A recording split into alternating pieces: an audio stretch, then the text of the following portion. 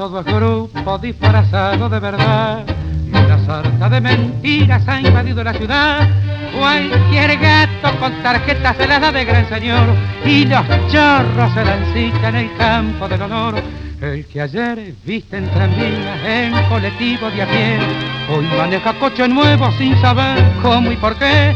Y la que viste fregando con modesto delantal, hoy te engrupe que es artista en el cine nacional.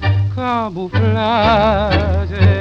apariencias engañosas que no dejan ver las cosas como son en realidad. Martinganas de tahúres de la vida que cabullan la partida con genial habilidad. Camuflaje, emboscada traicionera en la que cae cualquiera con fatal ingenuidad. Artimañas que al nacer ya nacen muertas porque quedan descubiertas con la luz de la verdad. En el corso de la vida todo el año es carnaval, con caretas de angelito disfrazado baltacal.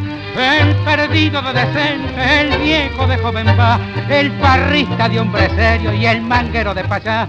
El palmao, las badiatletas con hombreras de algodón, las viejitas de pebeta con vestido bien cortón. Y así va la caravana dedicándose a fingir, porque sabe que sin grupo no es posible